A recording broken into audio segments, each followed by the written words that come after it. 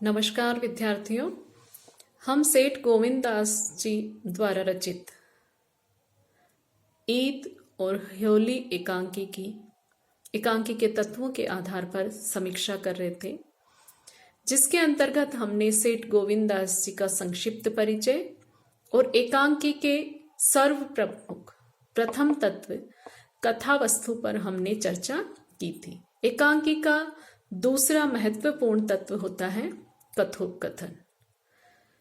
एकांकी का कथोपकथन बहुत महत्वपूर्ण तत्व होता है। एकांकीकार जो है कथोपकथन के माध्यम से ही चरित्रों का विकास दिखाता है और अपनी जो कथा वस्तु है, उसका जो कथ्य है, उसे प्रसार प्रदान करता है। इसकी सफलता इस पर निर्भर करती है कि कथोपकथन जो है वह संक्षिप्त और सरल हो और प्रभावी हो और उनमें रोचकता और स्वाभाविकता का समावेश हो। कथोपकथन एकांकी का एक प्रकार से आधार स्तंभ होते हैं। मनुष्य इस पूरी सृष्टि का सबसे महत्वपूर्ण और बुद्धिमान प्राणी है, जिसमें आपसी जो संवाद का हेतु है, भाषा उसका बहुत महत्वपूर्ण योगदान रहता है। भाषा जितनी सरल व सहज होती है, उतनी ही गहरा प्रभाव छोड़ती है। ईद और होली एकांकी की जो कथोपकथन है वह भी बहुत सरल है। पाठकगण इस एकांकी से सहज रूप में जुड़ जाते हैं। कथोपकथन में हम देखते हैं कि इसके जो संवाद है वह रोचक, संक्षिप्त और प्रभावी है। इसके साथ ही जो पात्र हैं उनके चरित्र को उभारने में भी इस एकांकी के संवाद बहुत सफल रहे हैं। जैसे हम दो छोटे बच्चे इस एकांकी के प्रमुख पात्र के रूप में आते हैं, राम और हमीदा। उनके संवाद से एकांकीकार की संवाद योजना कितनी संप्रेषणीय, प्रभावशाली और छोटे जो मासूम बच्चे हैं, उन मासूम बच्चों की सहृदयता को, सरलता को बहुत प्रभावी रूप से इसमें एकांकीकार ने अभिव्यक्त किया है। हमीदा और राम का संवाद इसका एक उदाहरण है। हमीदा कहती है, हाँ ओल होलीता दाना भी हो रहा है आम। मतलब दोनों बच्चे 4-4 वर्ष की आयु के हैं लगभग, तो उनमें उनके जो संवाद है वो तुतला करके बोलते हैं, स्पष्ट नहीं बोलते। और जितनी उनकी समझ है, छोटी वय में छोटे होने के कारण, तो वो हमीदा राम से कह रही है कि होली का गाना भी हो रहा है। और राम कहता है, ईद ते बादे बदले हैं, होली ता दाना हो रहा है, कि ईद के बाजे बज रहे हैं, होली का। तो छोटे छोटे संवादों में से उन बच्चों की जो समझ है किसी त्योहार के विषय में, वो जितना जानते हैं वो यहाँ अभिव्यक्ति होती है। और हमीदा कहते हैं, मैंने तो तुझे ईद ती छिमैया खिलाई थी आम, तू मुझे होली ती मिठाई नहीं खिलाएदा। राम कहता है, होली दल दाने पल मेले धल में मिठाई बने दी हम। तो ये संवाद हम देखते हैं कि बहुत संक्षिप्त है और रोचक संवाद है। इसी तरह एक संवाद हम लेते हैं रत्ना और खुदा बख्श के बीच में।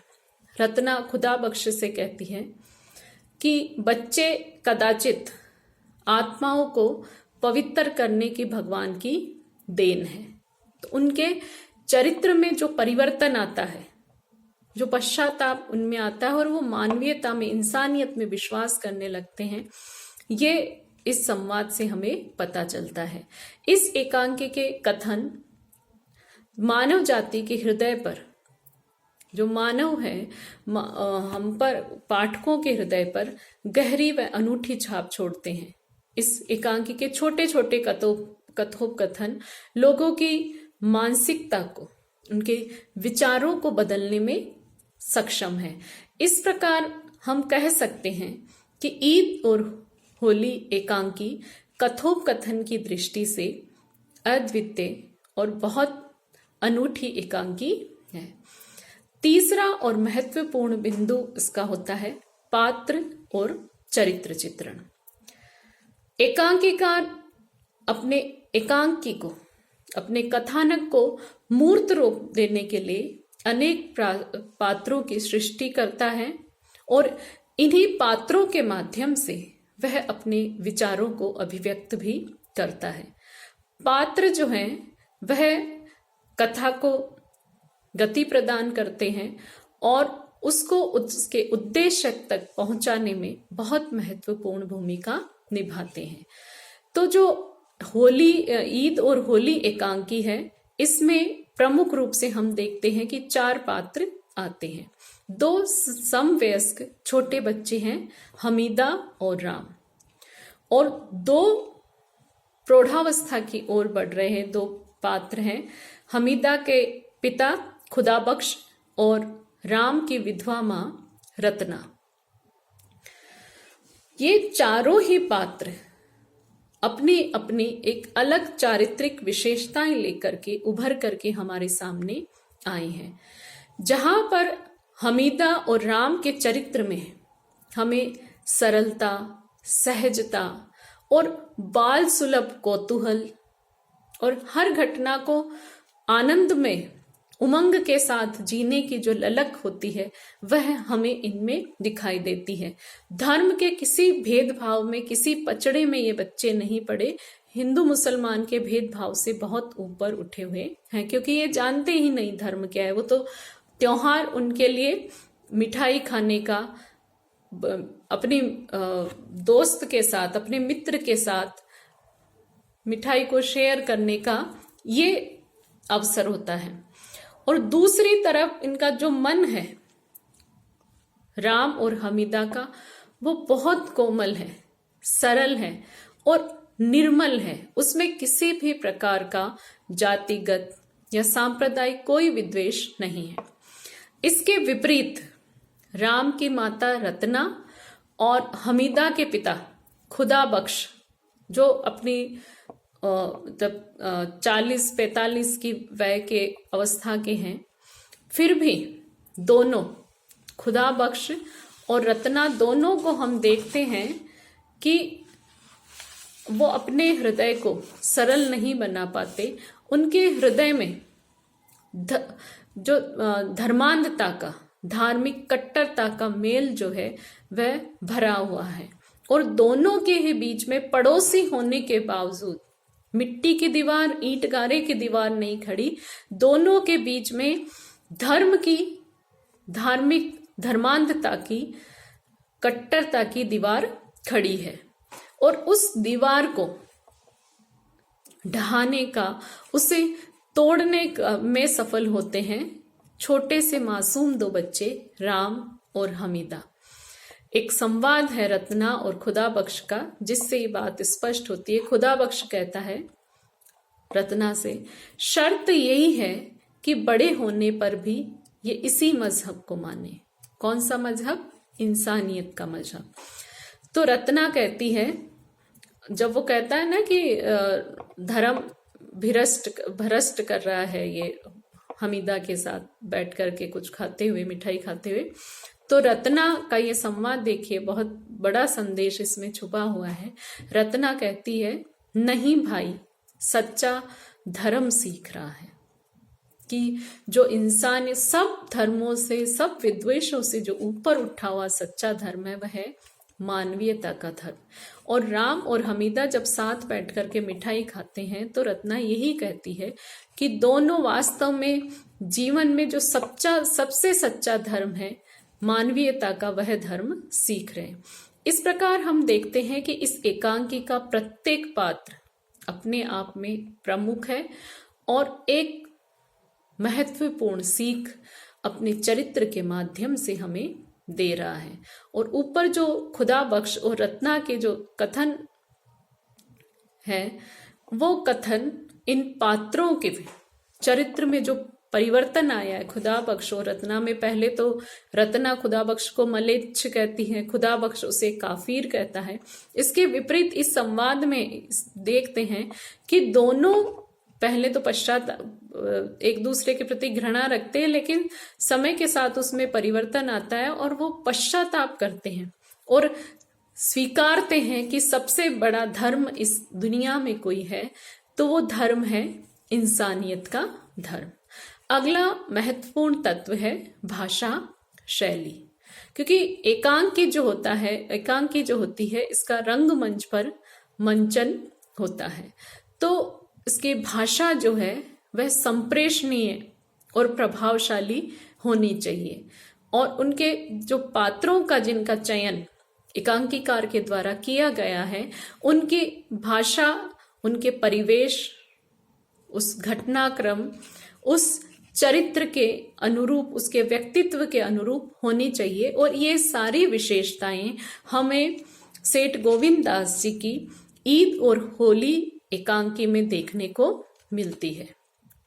एकांकी में यद्यपि एकांकीकार अभिव्यक्ति के लिए अनेक प्रकारों का सहारा लेता है, लेकिन उनमें सबसे महत्वपूर्ण जो है भाषा होती है। इसमें भाषा में बोधगम्यता, संप्रेषणीयता और सहजता होनी आवश्यक है, क्योंकि भाषा ही एकमात्र ऐसा साधन है जो भावनाओं रूपी मोती को एक माला में पिरो सकती है। अतः एकांकी की भाषा का स्पष्ट होना बहुत आवश्यक होता है। यह विशेषताएं जो है हमें ईद और होली एकांकी में देखने को मिलती है। इस एकांकी में हम देखते हैं कि यथोचित मुहावरों का भी प्रयोग हुआ है, जैसे कि उल्टा जबान चूकी तो उल्टा चोर कोतवाल को डांटे आदि। इसके साथ ही इसकी भाषा में रत्ना जो भाषा बोलती है, बच्चे जो बोलते हैं उनके संवादों में तुतला करके बोलते हैं और बड़े सरल सरल शब्दों का चयन हुआ है। रत्ना के जब हम देखते हैं, रत्ना के संवाद जब हम देखते हैं, तो रत्ना जो बात करती है तो रत्ना के संवादों में भाषा शब्दों का तद्भव रूप हमें देखने को मिलता है। और जो खुदा बख्श हैं, खुदा बख्श के संवाद में हम देखते हैं कि यथा स्थान उसमें अरबी फारसी के शब्दों का प्रयोग हुआ है। एक उदाहरण बताती हूं मैं, इसमें खुदा बख्श कहता है, उस वक्त जैसे किसी ने मुझे ऐसा करने के लिए मजबूर कर दिया था। बहन बहन, ये खुदा का पैगाम था, खुदा का पैगाम था। तो इसमें देखते हैं कि उनके संवाद की जो भाषा शैली है वह पात्रों के हिसाब से ही ली गई है। और जैसे एक रत्ना का उदाहरण देती हूँ, रत्ना कहती है, नाराज होती है हमीदा पर, जो वो राम को सिमैया खिला रही होती है, तो रत्ना कहते हैं, ब्राह्मण का धर्म भ्रष्ट कराता है और कहता है खबरदार जबान चूकी तो उल्टा चोर कोतवाल को डांटे। ये जो तत्व है यह इसमें हमें देखने को मिलता है। भाषा शैली जो है वो पूरे पात्रों के अनुकूल ही प्रयुक्त हुई है। अगला बिंदु है उद्देश्य। ईद और होली, इसमें सांप्रदायिक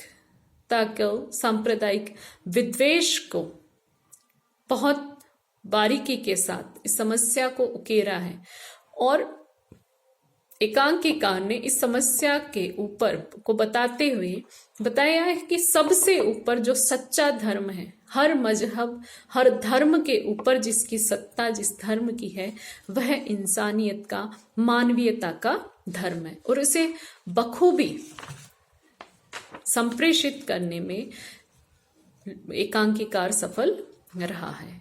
एक छोटी सी घटना को कथ्य बना करके सीमित पात्रों द्वारा और दो मासूम बच्चों के संवादों के माध्यम से जो धर्मांधता में, धार्मिक कट्टरता में जो डूबे हुए पात्र हैं, उन पात्रों के हृदय परिवर्तन को इस एकांकी में दिखाया गया है।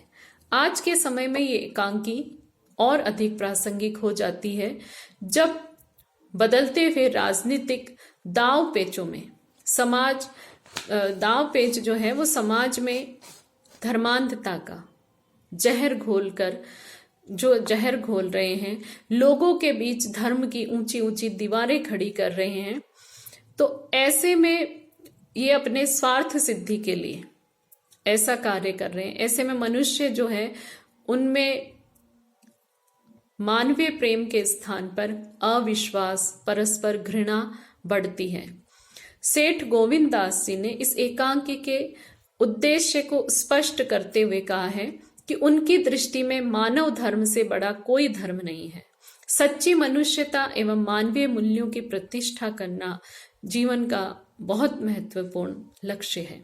तो ये इस एकांकी में दिखाई देता है, इसी की स्थापना इस एकांकी में की गई है। ये एकांकी अपने उद्देश्य को प्राप्त करने में पूर्णतः सफल रही है और एक मार्मिक घटना के द्वारा मानवीयता का संदेश देने में सफल रही है। जैसे एक जगह खुदाबख्श रत्ना से कहता है, खुदाबख्श से रत्ना कहती है, एक मलेच्छ ने काफिर का घर जलाया था, भाई खुदाबख्श ने बहन रत्ना का नहीं। यह रत्ना द्वारा कहा गया एक ये छोटा सा कथन एक अनूठी छाप छोड़ता हुआ दिखाई देता है। सांप्रदायिकता में अंधे होकर हम जीवन का मूल आनंद, जो मूल रहस्य है, उसे भूल जाते हैं। किंतु जब वास्तविकता हमारे सामने आती है तो हमें आत्मग्लानि होती है, पश्चाताप होता है और हमारे विचार और सोच पर हमें मलाल होता है। वही इस एकांकी में दर्शाया गया है कि मानवीय धर्म ही सच्चा धर्म है और वह सब धर्मों से ऊपर और श्रेष्ठ धर्म है।